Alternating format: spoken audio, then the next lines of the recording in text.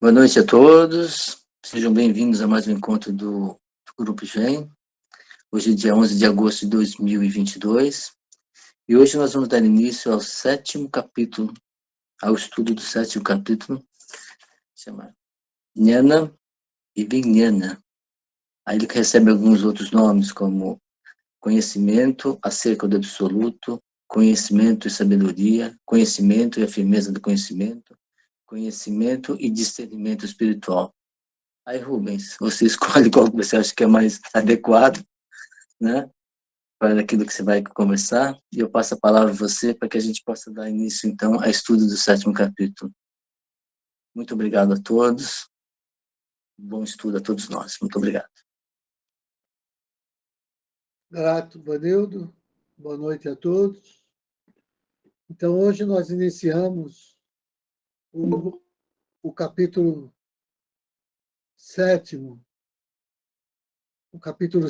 da Bhagavad Gita, intitulado Jnana, Vijnana Yoga. Né? São 30 versos, não é um capítulo muito longo. E, como o Vanildo disse, tem várias formas de nomear esse capítulo, mas eu gosto, em geral, dessa ideia de falar que trata do conhecimento espiritual e da sabedoria, né? Da sabedoria espiritual. Eu acho que a gente já conversou um pouquinho sobre isso nos encontros anteriores, em especial no estudo introdutório que a gente fez, assim como introdução a esse estudo mesmo. Foi o primeiro encontro, se não me engano. Foi dia 3 de fevereiro de 22 que nós começamos esse nosso estudo. E ali eu tratei da estrutura da Bhagavad Gita. E, eu lembro de ter mencionado, inclusive, a origem da expressão Srimad Bhagavad Gita. Né? Então, sobre a etimologia, se a gente fosse traduzir direto, é a sublime canção do glorioso Senhor. Uma tradução direta. Né? Por quê? Porque Srimad quer dizer venerável, esplendorosa, eminente, sublime também. Bhagavat quer dizer possuidor, Vat, de amor, Bhaga. Então, essa ideia de possuidor de amor também dá a ideia de glorioso, sublime, ou do Senhor Supremo. Né? E Gita é a canção, o canto. Né? Eu lembro de ter mencionado também um pouquinho assim sobre essa palavra Bhaga, que está na origem de Bhagavat, né? Quer dizer, aquele que possui Bhaga. Né? Porque dentro da mitologia da Índia, Bhaga nomeia o Senhor da vida, a divindade do amor, da prosperidade e do casamento. E está associada a uma palavra mais comum no hinduísmo, que é boga, que significa satisfação. Né? Então, a palavra boga significa aquilo que é gerado por Bhaga. Nós já vimos, é só uma curiosidade. Eu vou passar agora, antes de iniciar a leitura do texto de hoje, vou lembrar da estrutura do texto, né? Sobre a estrutura dessa Gita. Eu lembro que nesse encontro ainda, eu mencionei que esse entendimento de que a Gita pode ser entendido como 6 capítulos sobre a ação, 6 sobre a devoção e 6 sobre o conhecimento, essa Gita de 18 capítulos, né? Então, eu estou relembrando isso porque hoje a gente inicia o 7º capítulo. Essa divisão remonta a Yamunacharya, que foi um santo Vaishnava do século X. Então, ele dividia assim mesmo. Os 6 capítulos iniciais de Karma, depois os 6 de Bhakti e os 6 finais de Jnana, que é o conhecimento necessário para se empreender a realização do ser. E não só Yamunacharya, mas algum tempo depois, Também Ramanuja, na sua Gita Bhashya, ia seguir esse mesmo entendimento. Agora, já aqui mais recentemente, Prabhupada, ele vai afirmar que os capítulos 7 a 12, ou seja, isso que a gente inicia hoje, né? Isso é a essência da Bhagavad Gita. E os 6 primeiros e os 6 últimos seriam como se fosse o revestimento dessa essência, a roupagem, mas que a essência é essa. Né? Então, agora, por quê? De onde é que vem isso, essa divisão em 3 partes, assim, né?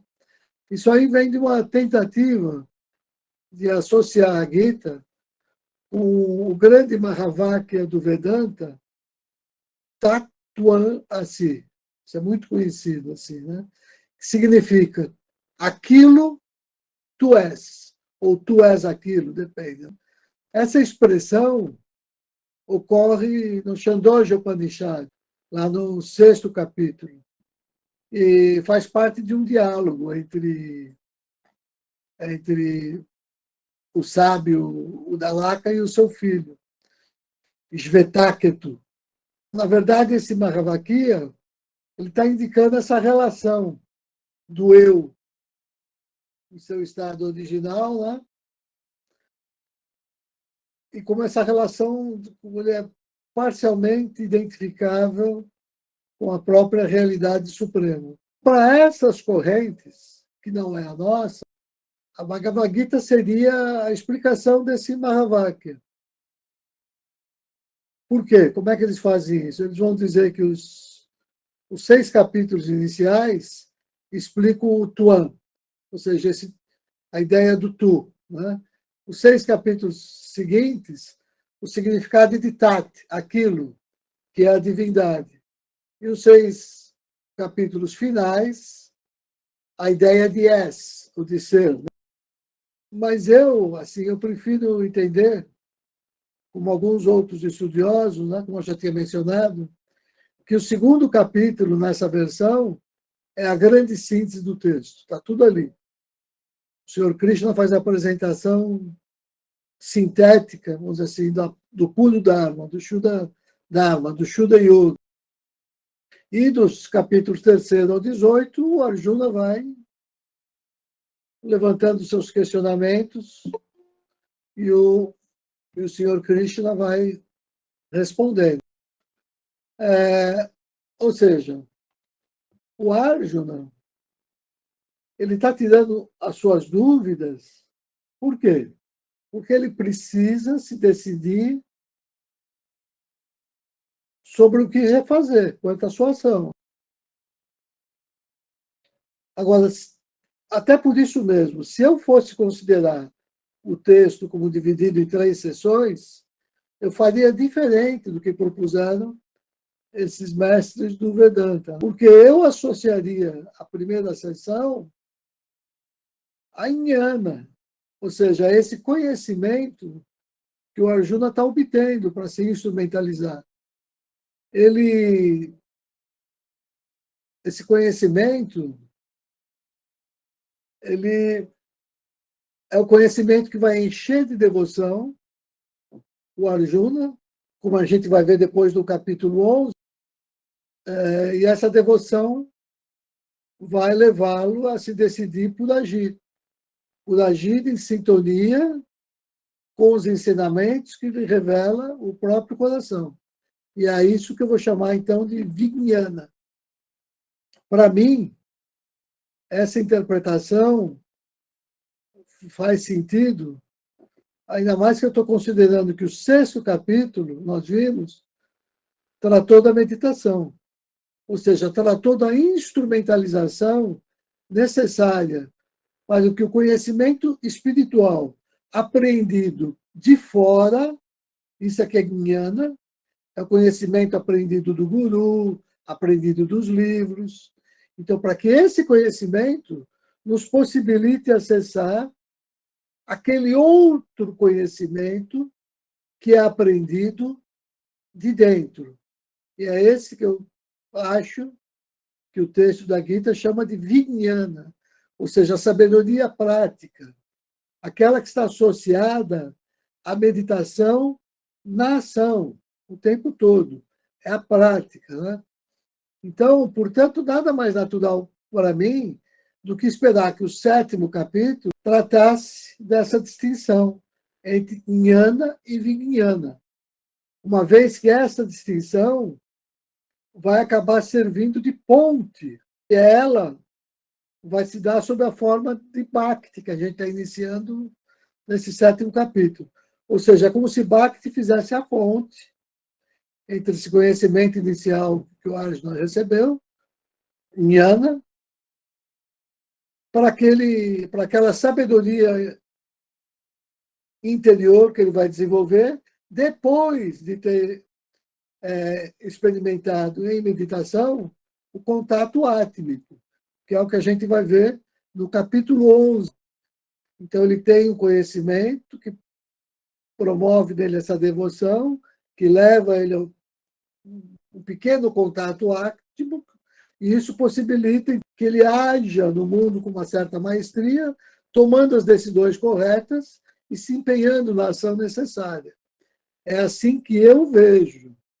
Mas lembrando, né?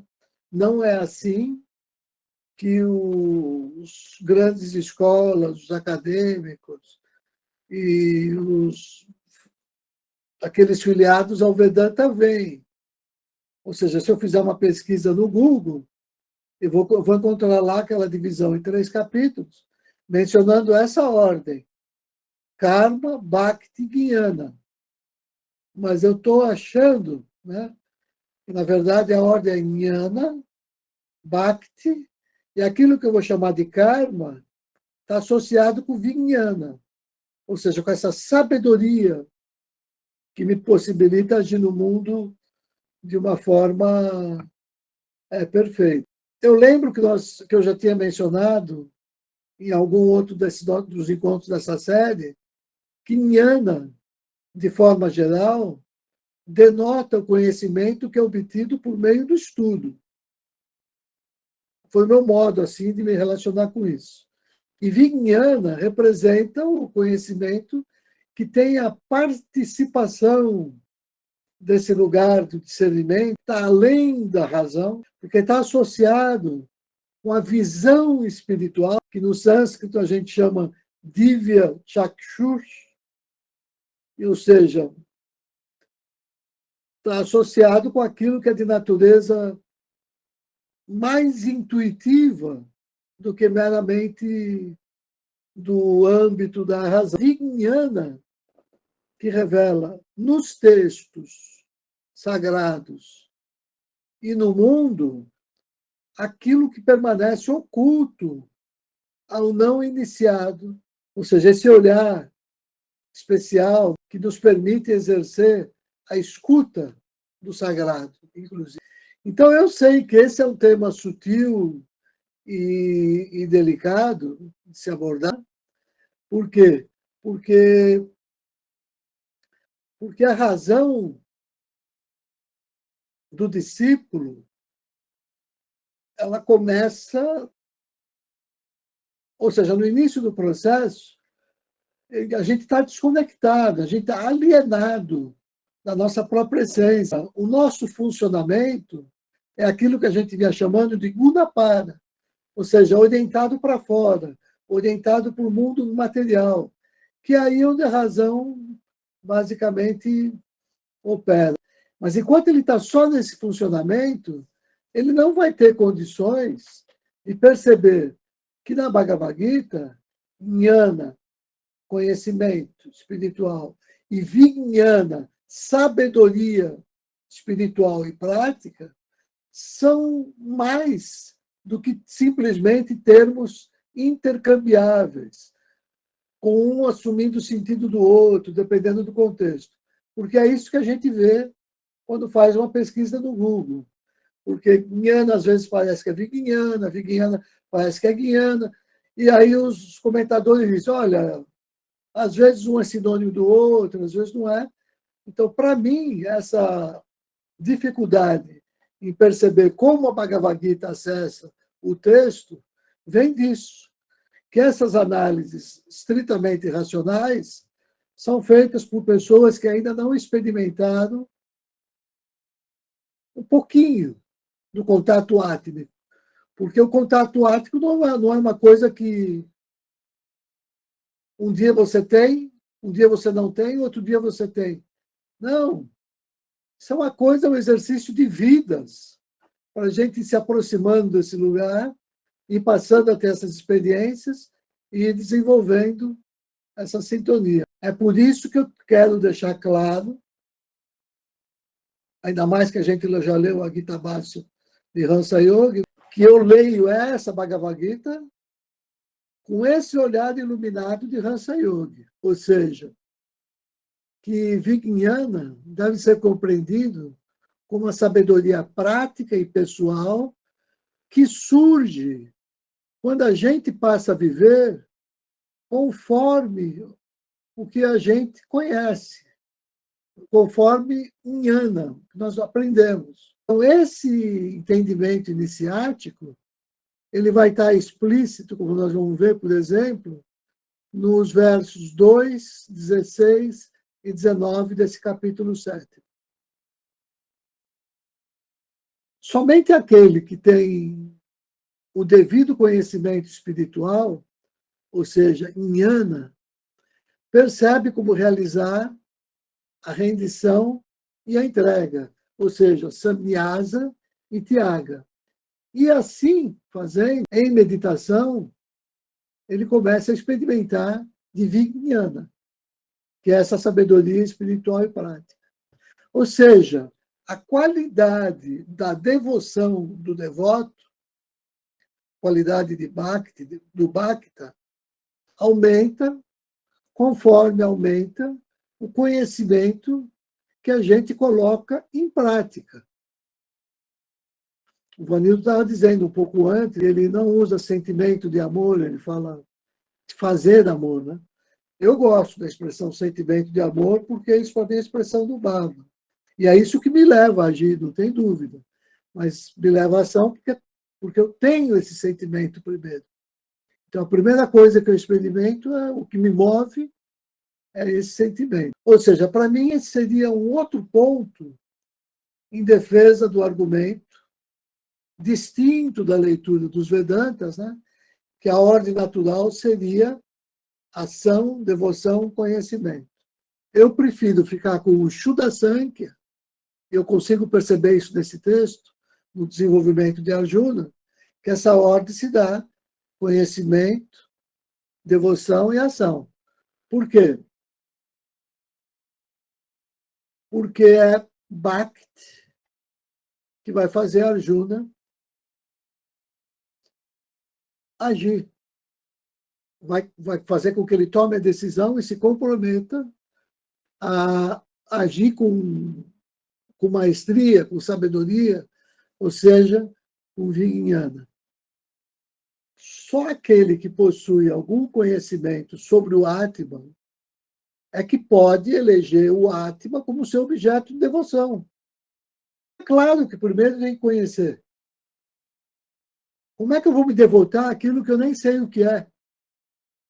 Eu conheço o objeto para depois buscar me aproximar desse objeto. Então, ao fazer isso, eu vou aprendendo a agir nesse estado de unidade e comunhão com o ser, que é exatamente esse estado de comunhão. Ele vem descrito já lá na metáfora sobre a arte e a ciência da meditação, quando ela foi primeiro formulada, lá no Rig Veda, que é a metáfora dos dois pássaros. Quem são os dois pássaros no nosso contexto aqui? Krishna e Arjuna, né? Um representando o aspecto da personalidade ou do ser humano e o outro o aspecto do divino. Quando eles se unificam, aí eu tenho sentido maior na metáfora dos dois pássaros, que alcança essa unificação, na outra metáfora, que eu também já comentei em outro lugar, que é a metáfora do cisne Ramsa, que está presente nesse ato consciente de entender o alento vital. Quando a gente faz esse som onomatopeico, naturalmente, ao simplesmente estar respirando, Eu estou realizando esse mantra Hansa, né? Tudo isso nós já vimos. É por isso que eu vejo os capítulos finais da Bhagavad Gita como tratando dessa prática de unificação, que está ligada à decisão de Arjuna para agir, né? Mas agir com maestria, com conhecimento, que é o que a gente chama de Vijnana. Agora, eu entendo, e preciso deixar aqui muito claro, para não achar que, mas não é isso, está errado. Não é que está errado, estou dando outro ponto de vista. Eu sei que a escola do Vedanta associa diferente, mas eu vou repetir. Ao invés de associar os 6 capítulos iniciais com a ação, eu associei com Jnana. E isso me permite entender por que o 7º capítulo vai começar a fazer a distinção de Jnana com Vijnana. Porque agora, entrando em Bhakti, é Bhakti que vai me permitir fazer essa passagem. 6 capítulos foram de Jnana, eu vou ter experiência com a divindade em Bhakti, e depois eu vou para a fase da ação. Só que a ação aí, entendida como um conhecimento maior até, que é Vijnana. É a sabedoria, o conhecimento na prática. Então, é um conhecimento, continua tendo aquele entendimento antigo, mas é um conhecimento de uma outra natureza. O Arjuna, nesse seu processo de unificação com Krishna, representaria esses 6 capítulos finais, onde eles estão comprometidos a agirem lá na quadriga como se fossem um. O Arjuna diz: eu entendi e vou fazer conforme a sua vontade e vou à ação. Ou seja, aquela quadriga representa, de fato, um corpo onde os 2 pássaros, Krishna e Arjuna, se unificam e atuam no mesmo, como se fosse um só ser, dirigindo aquele corpo que é a carruagem. É isso, ou seja, agir a partir de Vijnana é agir em conformidade com a natureza espiritual, é agir no estado de comunhão com o sagrado, com o divino, com a divindade. E, no caso do texto, em comunhão com o próprio Krishna. A Arjuna vai agir em comunhão com Krishna, né? Então, para passar, reforçando, que para mim isso é assim, eu quero falar muito disso, porque é diferente da leitura do Vedanta, mas eu tive essa leitura dentro dessa Gita, né? E vejo que essa é uma leitura do Shuddha Yoga. Passar de Jnana para Vijnana, é necessário aprimorar o estado de Arjuna, que era de um mero Bhakta. Quando eu torno a devoção ativa, que é o que Krishna pede para Arjuna, é isso que a gente chama de Sharadha.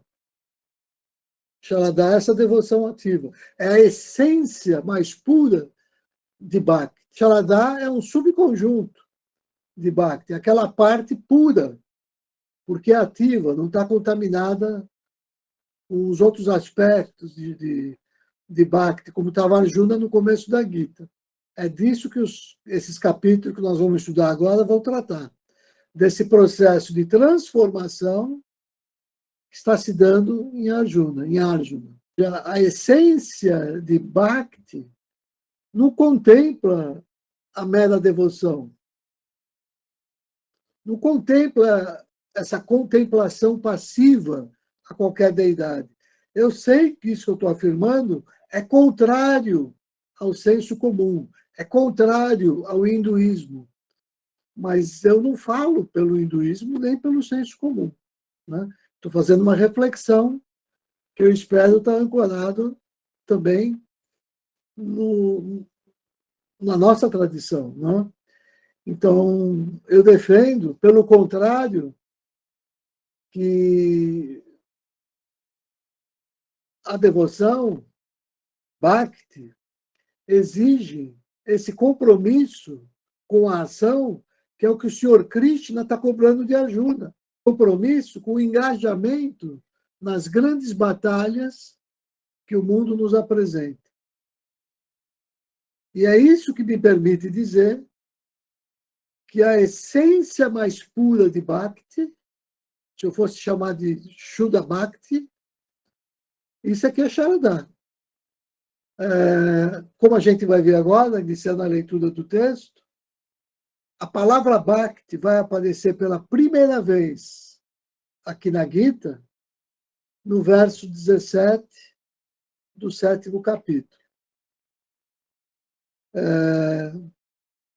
Eu lembro que, uma vez que esses capítulos representam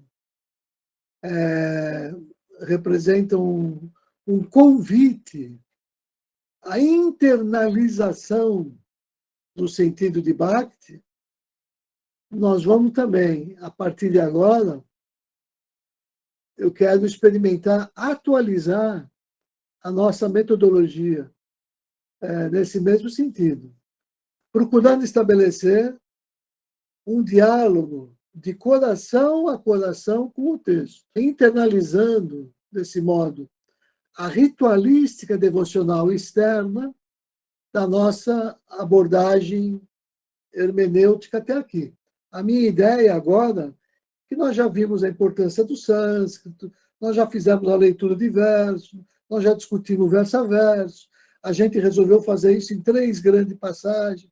Primeiro lia em sânscrito a Gita, a gente ouvia, depois fazia uma leitura inteira, depois discutia verso a verso. Eu quero agora, para a gente assim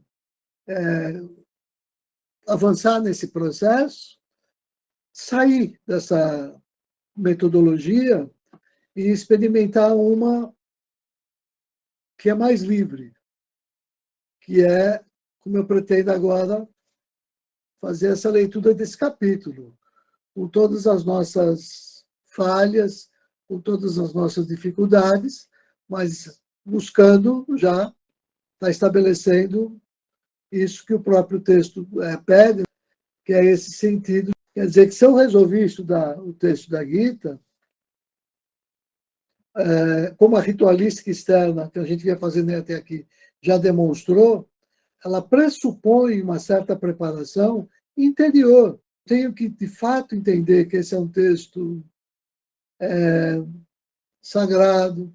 Então, eu preciso me preparar para isso, né? O melhor que eu posso, para entrar nesse estado onde a gente tem ajuda espiritual para ir acessando as camadas mais profundas de sentido e significado que o texto esconde. Rubens, é o seguinte, eu achei muito interessante o que você falou, muito pertinente e tal. Achei interessantíssima a questão de Jnana e Vijnana, né? Mas eu só tenho uma dúvida, quando é que Vijnana acontece depois de Jnana?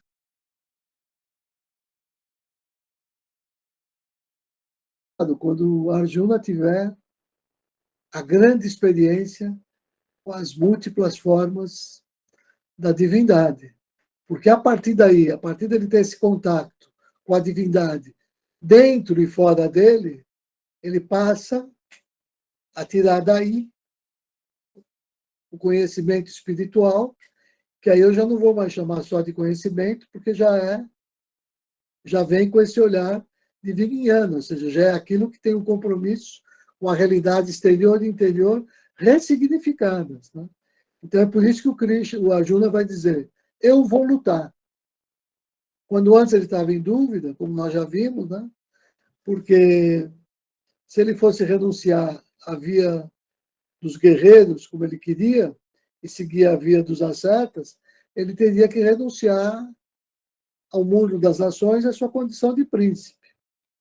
Agora aqui, está no mundo da fase daquele conhecimento que ele herdou, da sua formação, da sua preparação com seus gurus e tudo mais. Só que aqui o Krishna está trazendo para ele esse Shuddha Yoga, né? Ele diz que vai revelar que é mais antigo que os antigos dos yogas, que está perdido. Né?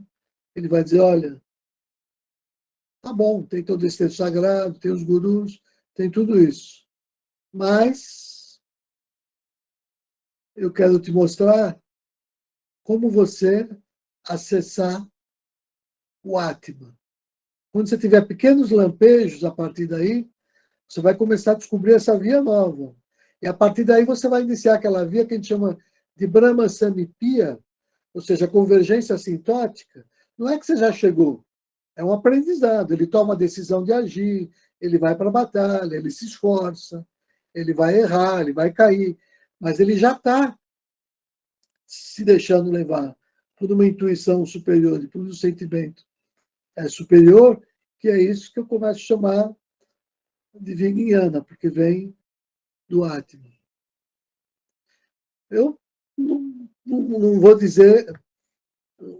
Isso é tudo, como é que se chama? Em inglês a gente fala work in process, né?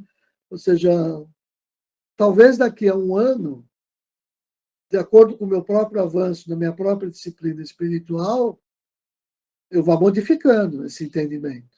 Como eu vim modificando ao longo dos anos. Então, para mim, Vijnana se dá nessa hora. Como por essa ponte que eu mencionei, que é Bhakti, né? Que é o que vai te levar, na sua essência, ao coração. E Bhakti, nesse sentido,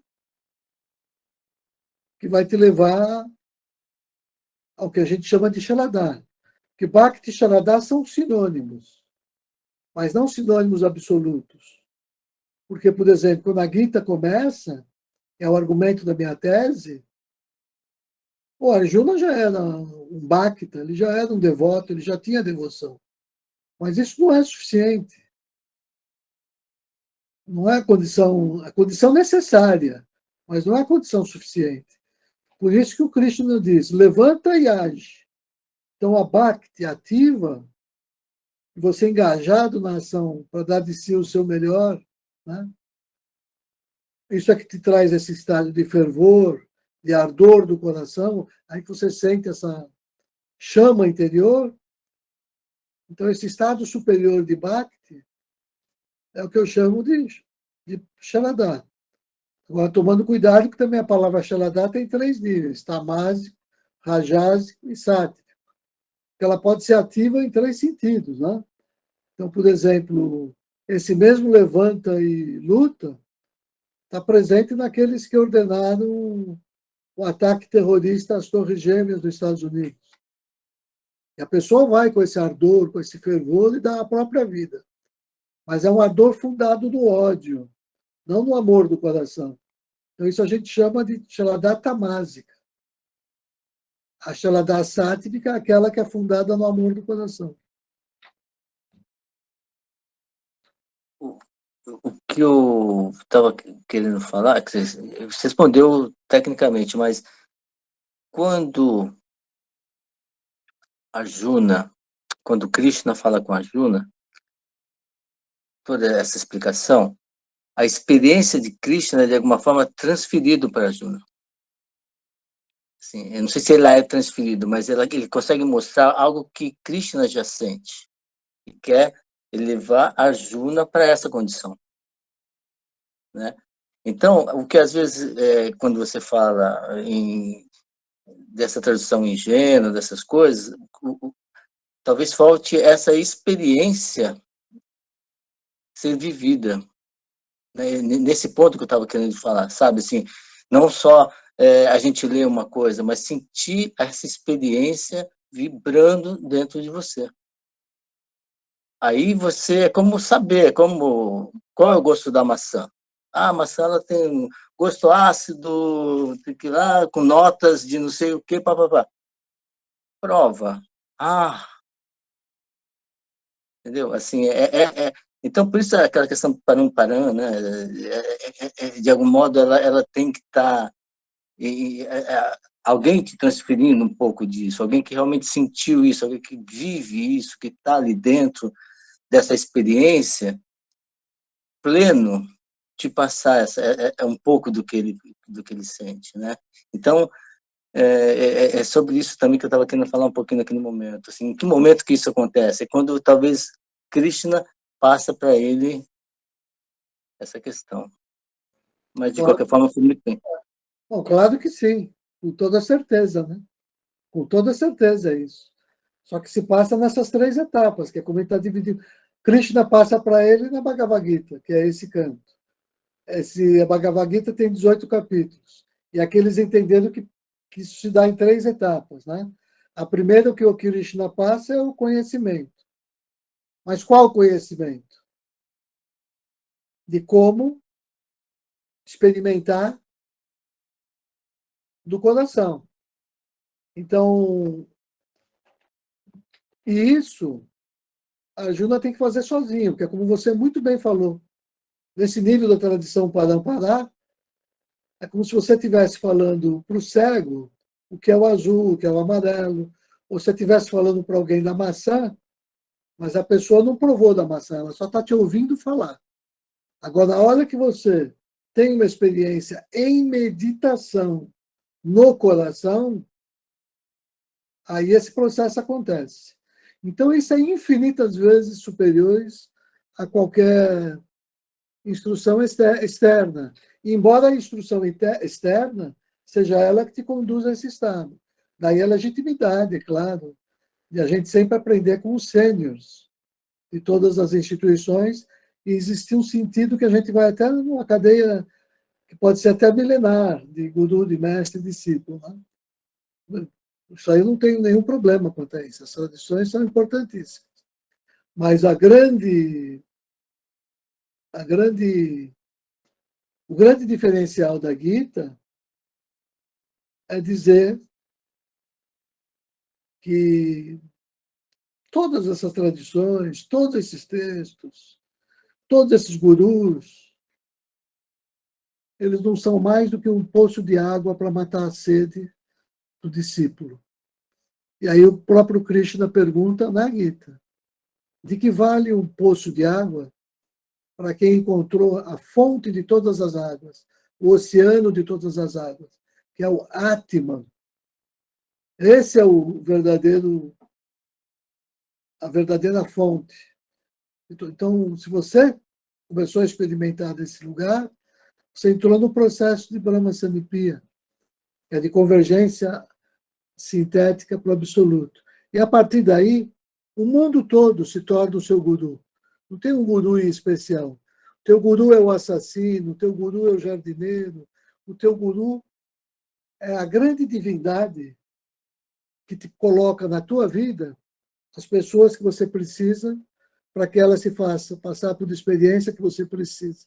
E se você entender que esse é o papel delas, de acordo com os três Mahavakyas da instituição, né, aí você percebe a vida como um guru e aquela pessoa que está na tua vida, às vezes com uma particularidade qualquer, que tem ali uma grande oportunidade para você de conhecimento. Quer dizer, assim que eu vejo hoje. Mas eu sei que esse é um tema sutil, delicado, complicado, e que esse é o meu ponto de vista só. Estou dando uma leitura.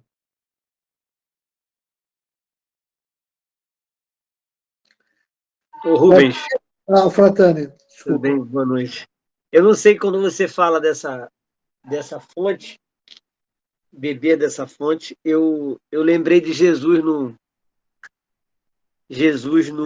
com a samaritana, né, no poço de Jacó, né? E, e quando Jesus fala que para ela, né? E ela, mas você não tem nem água, não tem nem uma vasilha, uma caçamba, alguma coisa para pegar água? Como é que você fala que vai me oferecer a água, né? E aí Jesus fala: se você beber da água que eu lhe oferecer, você jamais terá sede, né? Além de não ter sede, você vai transbordar por todos os seus poros. Então, na verdade, eu acho que eu entendi um pouco quando você falou aí de beber dessa fonte. É, é, é um pouco o que Jesus estava tentando dizer para ela, essa fonte que ele já tinha bebido, né? Essa fonte da vida que ele já tinha bebido, já tinha experimentado, e ele estava ali para dividir para quem quisesse, né?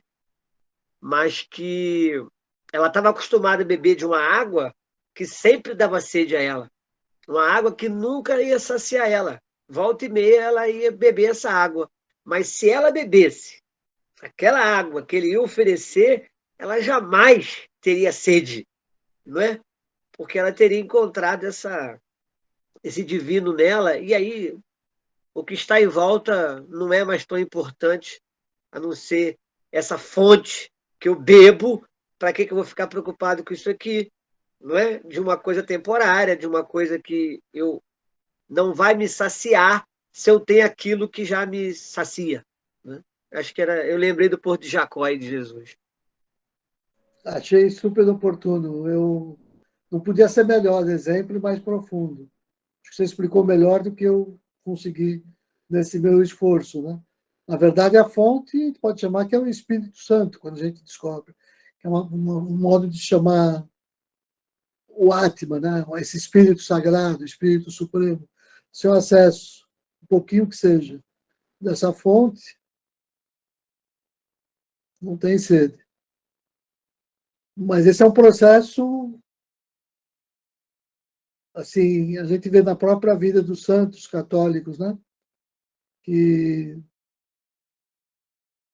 é um processo longo. Não existe. Algumas escolas do budismo acreditam nisso. Em iluminação instantânea. Espontânea, eles chamam. Iluminação espontânea. Você tem uma epifania, num dia você pode ser qualquer pessoa, até um criminoso. De repente você percebeu o teu equívoco, você desvela aquele véu de ilusão e você se ilumina, né? Eu sou um pouco cético. Eu gosto de acreditar que a natureza não dá saltos, e que a gente vai gradativamente acessando esse mundo. Mas, assim, eu não tenho.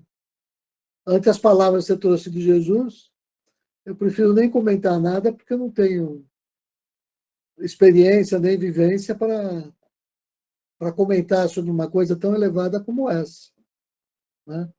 Está muito mais elevada do que aquilo que eu tenho experiência ou autoridade para falar. Né? Então, nessa hora, melhor calar e ficar com o exemplo, com a metáfora que ele trouxe, para que cada um interprete ela de acordo com a sua própria necessidade. Te agradeço, Fratani, por ter vindo em meu socorro. Pode seguir? Tá. Então, eu vou começar a leitura do texto, finalmente. São 9 horas, né? Eu vou começar a leitura pelo Forrest, sempre lembrando, né, que é o livrinho que a gente está seguindo. Às vezes eu vou seguir pelo site, e quando eu tenho dúvida, um livro que eu gosto de consultar é esse aqui do Intro. Tá, claro que é sânscrito e inglês só aqui, né? Então, é uma boa fonte. Mas a que a gente está usando no site também é mais do que suficiente, se a gente precisar. Então, deixa eu ler aqui.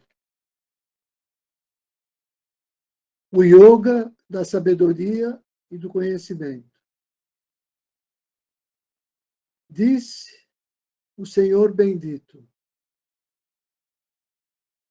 ouve agora, ó filho de Prita, de que modo, com a mente ligada a mim, jungido no yoga, tendo-me como refúgio, virás a conhecer-me plenamente, sem resquício de dúvida. Então, o capítulo já abre sugerindo uma resposta para a questão que o Vanildo tinha trazido. Né? O que é esse mim? Com a mente ligada a mim, jungido no yoga, tendo-me como refúgio, virás a conhecer-me plenamente, virás a conhecer-me plenamente, sem resquícios de dúvida. Bom, nós já acho que já discutimos bastante sobre isso. Mas o próprio Feuerstein também se inquieta com esse verso e faz uma nota grande aqui, que eu vou ler a nota dele para ver a compreensão dele desse verso. O pleno conhecimento de Deus significa a realização estática da pessoa suprema, o Purushottama, ou seja, o Espírito Santo, né? De Deus como a suprapessoa, que se encontra além do fundamento universal e também do conglomerado de sujeitos transcendentais, chamado de elemento vital, no versículo 7,5, que nós vamos ver daqui a pouco. Acho que eu tinha mencionado ele, inclusive. O apego à Sakta, à divindade, não é um apego kármico. Segundo o Gita, é, na verdade, o único meio de transcender o cosmos em todos os seus níveis e alcançar a unidade transcendental com a pessoa suprema. Interessante aqui, porque a palavra apego é muito perigosa, né?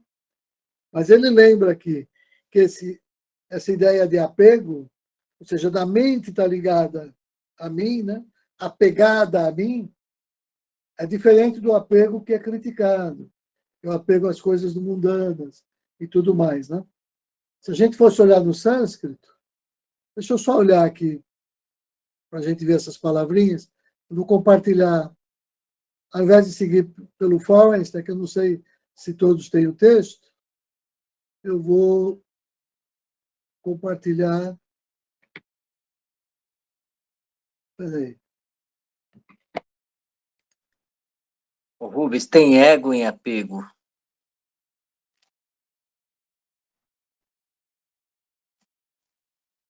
Oi, Vanildo. Tem ego em apego? Na palavra. Verdade, tem ego em apego e apego dá essa ideia de ego, né? É por isso que ele faz essa nota, para dizer, não estou falando do apego nesse sentido. Eu estou falando da vinculação com a divindade. Quer dizer, porque a gente, pelo vocabulário pobre, por falta de melhor palavra, ele associou aqui com apego, né? Que é essa palavra, como é que é a palavra aqui? Asakta. Então vamos olhar o que é asakta no sânscrito, para entender o que é esse apego, né? Olhando aqui, ó, vamos ver. Está aqui, ó, a palavra que ele usou. Oh, desculpa.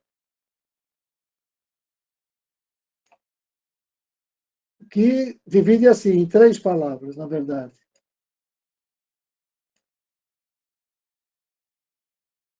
É a Sakta Manas, né?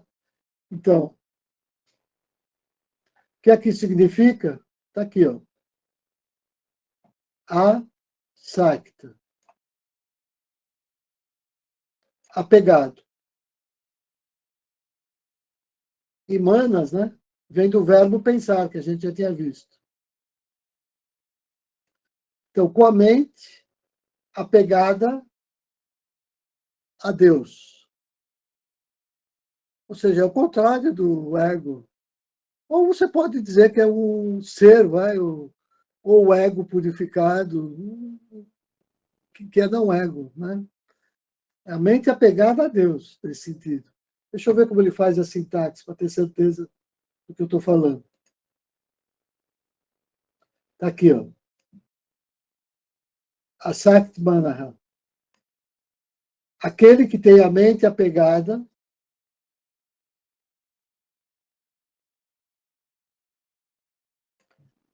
cujo abrigo é o eu sou.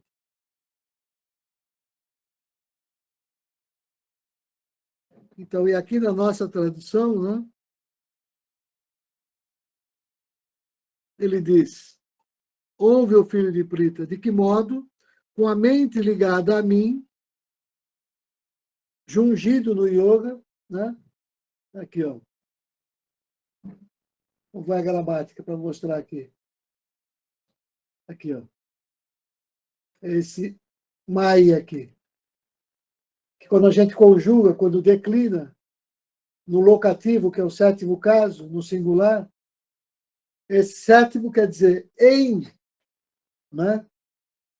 E a palavra aqui, como é o pronome, né? Então, em mim, em mim. E esse mim, obviamente, o Krishna está falando como representante do Atma, né? Então, com a mente, que é a meditação, né? Quando eu coloco a minha mente unificada com o coração, então esse tipo de unificação não é bem um apego. Declarar-te-ei sem reservas esse conhecimento unitivo e distintivo, conhecendo-se o qual nada mais resta a ser conhecido aqui na Terra.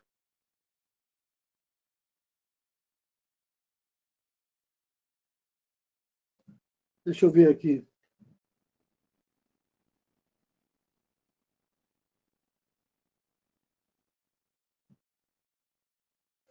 A análise, a gramática, né?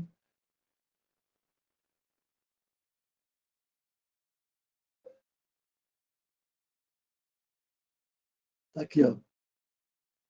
Vijnana e Vijnana, né? Você vê que ele chama os dois, ó.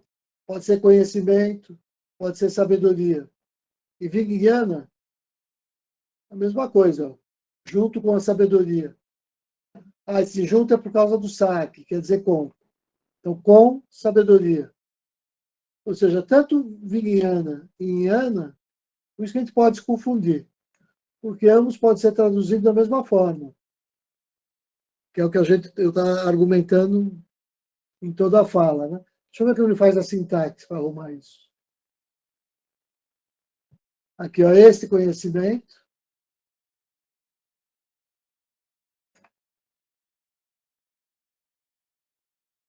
junto com o Vijnana,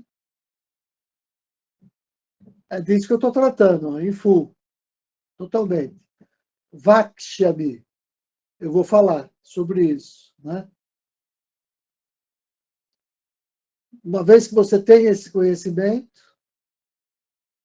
nada mais vai restar por ser conhecido. Claro que o verso é um pouco poético, né? Esse processo do conhecimento é infinito. E é o que ele quer fazer nesse capítulo 7º, né? Ele quer tratar desses dois termos, não de um termo só. Por alguma razão, ele diz que são dois. Não é um só, são dois. Então, naquilo que faz os termos serem dois, né, tem alguma coisa que diferencia. Não no nível mais superficial, mas no nível místico, mais profundo. Né? Entre milhares de seres humanos, quase nenhum se empenha pela perfeição. Mesmo entre os adeptos que se empenham, quase nenhum me conhece verdadeiramente. Aqui de novo, eu acabei de argumentar. Né? Ó, ninguém se empenha por Vijnana, que é por a perfeição ou por agir com perfeição. E mesmo entre os que se empenham, quase nenhum tem esse conhecimento verdadeiramente, né? Que é de como todo esse processo do mundo funciona, esse Vyavasaya, né, que a gente chama, né? Que é toda essa rede de engrenagem que coloca todos os seres dentro de uma forma lógica e perfeita, evolutiva no mundo. Né? Quase ninguém tem esse conhecimento. Mesmo quem se esforça, mesmo aqueles que se aproximam, têm algumas experiências com o Atma, com o espírito no coração, mesmo esses ainda estão no início desse processo, que a gente chama de Brahma Samipya, ou seja, da eterna convergência para a divindade suprema do cosmos. A gente vai aos poucos, né? Você vai se aproximar aqui do ambiente do planeta Terra, do sistema solar, da galáxia das galáxias. Mas isso, dentro dessa lógica, nunca tem fim. Então, agora aqui o mais bonito. Eu gosto muito dessa parte que vem agora, né? Que começa assim, ó: a terra, a água, o fogo, o ar, o éter, a mente, a faculdade da sabedoria e o sentido do ego. Essa é a óctupla divisão da minha natureza inferior, da minha matéria. Ou seja, ele está falando aqui da parte material. E quando ele fala terra, água, fogo, ar, éter, a gente logo vem em mente a epistemologia do Sankhya, que vai associar cada um desses princípios sutis, que a Terra aqui não é só a Terra, ela tem todo um sentido assim mais sutil, né? Porque um está associado com a audição, o outro associado com a visão, o outro associado com o tato. Esses elementos estão associados com as nossas faculdades de conhecimento, que vão formar o nosso ser. Por isso que ele continua com as outras, né?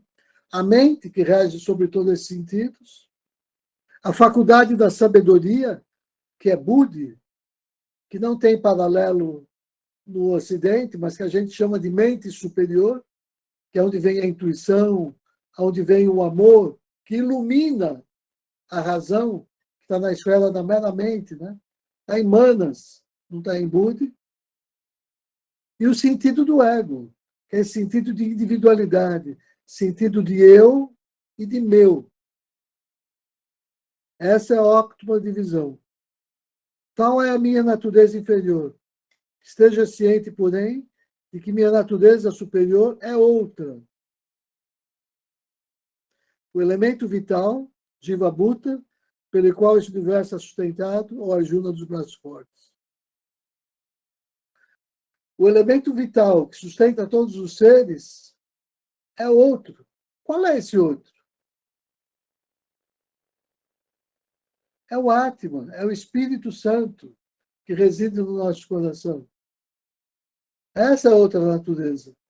Então, quando eu contato essa natureza, a partir daí nada mais resta. Ele usou a expressão forte, né? Por ser conhecido, né? Porque esse é o verdadeiro guru, o Atman. 6 agora, né? Compreende que essa minha natureza superior é o útero de todos os seres. Sou a origem e a dissolução de todo esse mundo. Como eu falei já, eu não gosto dessa palavra útero, porque a palavra que é ione, na verdade, ela pode ter no campo material esse sentido, né? De representar o útero. Mas aqui é tanta coisa, eu vou até pegar, deixa eu ver o que o Winthrop diz aqui no 7.6. Todas as criaturas têm o seu nascimento nisso, na minha natureza superior. Compreenda isso. Eu sou a origem e a dissolução do inteiro universo. Então, útero, essa palavra que serve para útero, vem, na verdade, da palavra principal, que é a origem, é o lugar de origem. Então, quando eu penso no corpo, o lugar de origem é o útero. Então, o útero não deixa de ser uma expressão desse lugar de origem, que a palavra é ione. Mas ione é muito mais do que útero. Significa lugar de origem de todas as origens, não só útero. Então, eu prefiro essa tradução. Todas as criaturas nascem do Atman. Em um certo sentido, é isso que ele está dizendo aqui. Aí o verso 7, né? Não há nada, absolutamente nada superior a mim, ó Dhananjaya. Em mim, todo esse universo está enfiado como pérolas num fio. O Sutratma, né? Você tem todas as... O Sutratma é aquele fio que percorre todas as pérolas. As pérolas são todos os seres do universo. E o Sutratma é isso. Ou seja, esse fio é o Atman. Agora sim, começa a ficar bonito. Ele tinha falado já antes lá, ele tinha falado no verso 4, a terra, a água, o fogo, o ar, o ar eternamente. Ele tinha falado que essa é a natureza material dele. Todos os seres são compostos disso. E de cada um desses elementos vem uma faculdade do conhecimento, como nós já vimos, né? Dos 5 sentidos. Cada uma delas é associada a um elemento, assim metaforicamente que seja.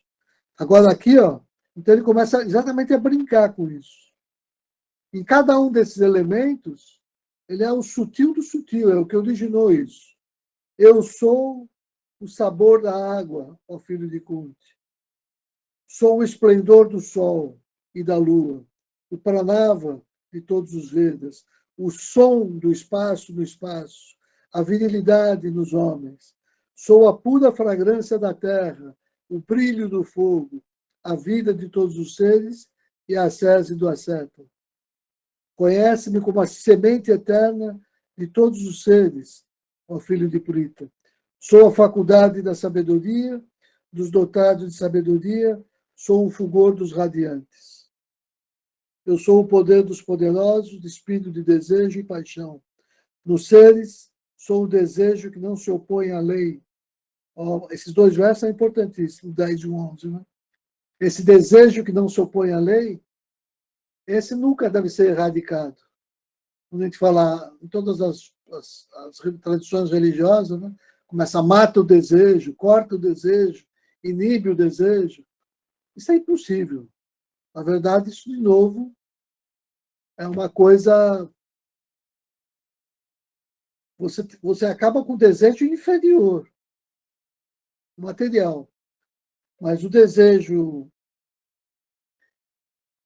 que está em harmonia com a lei, esse não, pelo contrário, esse é o que vai te levar a realizar o Dharma. Né? Então, deixa eu ler os versos 10 e 11. Como é que ele faz aqui no... Vou ler no Feuerstein de novo. Hoje estou com vontade de consultar esse livrinho. Conhece-me como a semente primitiva de todas as criaturas, a inteligência do inteligente e o esplendor do esplêndido eu sou. Né? Então, a ideia de semente, tem que ficar claro que a palavrinha, vou até colocar, é bija.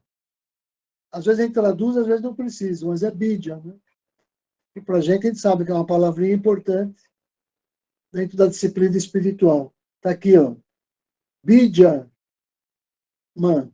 Vamos ver como é que ele analisa a sintaxe. De todos os seres, a eterna semente. Aqui ele traduziu por inteligente. Deixa eu ver como o Formas traduziu 10. Conhece com a semente todos os seres. Eu sou a faculdade da sabedoria dos dotados de sabedoria. Está melhor até aqui no Formas, do que no que eu acabei de ler. Porque ele está falando de Budi. Né? Literalmente a palavra é Budi, está aqui. Ó. Ele diz a inteligência do inteligente. A inteligência, que é Buddhi, do inteligente. O esplendor do esplêndido. O 11, deixa eu ver. O poder do poderoso. Aquilo que é livre da luxúria e da paixão. E o eu sou, que é livre dos desejos de todos os seres, que é de acordo com a lei, ó Arjuna. Eu sou o poder dos poderosos, despido de desejo e paixão. No seres sou o desejo que não se opõe à lei. Está aqui, ó, as palavras. Kama, Raga, são as duas palavrinhas que a gente quer, que é desejo e paixão. Em todos os seres, que vem de Bhuta, né? Bhuta Shu é o locativo, então é nos seres. Aqui o Dharma, Viruddha, aquilo que não é contrário ao Dharma. Não é contrário ao Dharma. Ou seja, o desejo que não é contrário ao Dharma. Legal. Então, eu vou parar. Olha só para lembrar, assim, como a gente disse no início hoje, né? Que eu alertei. Esse é o capítulo 7º, que inicia a sessão de Bhakti. E o capítulo 6 tratou da meditação. Está aí a grande dica para eu passar de Jnana para Vijnana, que a meditação é uma chave. Eu vou descobrir isso nesse estudo que a gente está fazendo sobre o que é Bhakti. Verdade. E a gente pode, então, a semana que vem, voltar a esse ponto, uma vez mais. Então, assim, eu acho que foi muito importante. Se ninguém mais quiser falar nada, ou acrescentar, ou comentar, a gente poderia encerrar. Eu vou pedir para o senhor Ips, então, encerrar para a gente hoje, por favor. Boa noite a todos. Que a paz de Deus esteja com todos nós. Eu gostaria de falar um pouquinho sobre o versículo 1, 2 e 7. No versículo 1, diz o seguinte, que a mente focalizada no Atman, ou seja, a sintonia, né, com o nosso próprio espírito, vai criar aí uma ressonância. E com esta ressonância, nós estamos, de fato, com a mente conectada totalmente. Porque é aí que a gente vai sentir a grandeza de Deus. Que aí nós não vamos usar a mente mais emocional, e sim a mente divina, que está preparada para essa comunhão. E no versículo 2, então diz o seguinte, então será infundida a sabedoria, conhecerás as leis do mundo dos fenômenos, tanto externo como interno. De fato, o Atman, ele nos faz a conhecer e tomar a consciência de que Deus é toda a lei, tanto interna como externa. Quer dizer, ele é tudo. Não existe nada que maior do que isso. E no capítulo 7, no versículo 7, fala exatamente isso. Não existe mais alto do que o Atman, nem há outro Senhor ou Criador. Então, eu acho que todos nós que conhecemos a Shura Dharma e que valorizamos a meditação, ou seja, nós vamos nos aproximando de Deus através da meditação. E aí, com certeza, todos nós seremos realizados, porque não existe nada superior a isso. Então, eu acho que esse capítulo é fantástico. Eu acho que a gente tem que aproveitar o máximo de extrair essa grandeza desse capítulo. Então, é só isso que eu gostaria de dizer. Então, vamos nos entregarmos totalmente ao Supremo Deus para que nos conduza a esses conhecimentos e, principalmente, a vivência desses conhecimentos. Senhor Narayana, nós te entregamos, Senhor, para que seja feita a tua vontade, porque a tua vontade é onipotência, é sabedoria, é amor. Então, Senhor, nós te entregamos. Seja feita a tua vontade. Om Namaha Jiri Paramahishivyo Yogi Vyaha Subhamastu Sarva Jagatam. Om. Glória, os grandes anjos e santos, que eles nos livrem de todo mal e nos conduzam sempre pelo caminho da prosperidade material e espiritual. Que nós e todos os seres sejamos eternamente felizes, que haja paz e harmonia em todos os mundos, para todos os seres. Vamos pronunciar por 3 vezes o Pranava Om, o nome sagrado de Deus. Coloquemos os nossos pensamentos na luz do coração e inspiremos. Om.